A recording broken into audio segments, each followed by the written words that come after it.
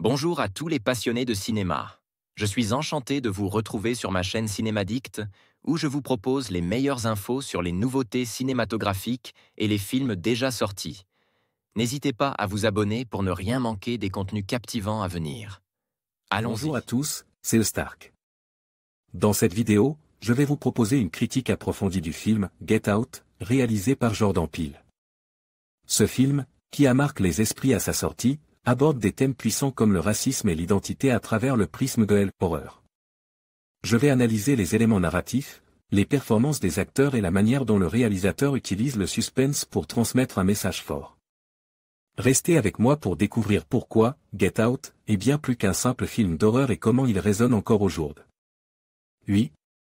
Et maintenant, laisse-toi engloutir. Catherine Keener, Get Out, de Jordan Peele, 2017, Get Out est précédé d'un excellent bouche à oreille qui lui a d'ailleurs valu un grand succès en salle outre-Atlantique. C'est d'autant plus réjouissant étant donné le climat sociétal américain actuel et le sujet du film. Dans un pays où une personne noire est encore parfois jugée comme inférieure, Get Out s'impose comme une satire sociale à la fois troublante et juste. Le tout emballe bien entendu dans un film de genre qui, heureusement sort des sentiers battus. L'écriture s'amuse à mettre en scène tous les clichés qui circulent sur les personnes noires, pour mieux surprendre le public et le mettre face à son propre racisme, conscient ou non. C'est en partie de cela que le film tire sa force. L'autre point fort du long métrage ce sont ses personnages, ils ont tous droit à un approfondissement, ce qui par conséquent a un impact direct sur leur sort, car on reste tout de même dans un film de genre où en toute logique certains protagonistes sont amenés à disparaître. Tout fonctionne bien dans l'écriture, c'est juste et joue impeccablement par une galerie d'acteurs peu connus, ce qui renforce leur vulnérabilité et empêcher le scénario d'être trop prévisible. La mise en scène quant à elle s'avère très convaincante, Jordan Peele sait créer de l'émotion via l'ambiance qu'il instaure avec la mise en scène. On passe sans problème du comique à la gêne, et de la gêne à l'effroi. Le film met à mal bon nombre de nos repères et c'est ce qui le rend si particulier et intéressant. En revanche là où le bas blesse un peu, c'est dans la dernière demi-heure.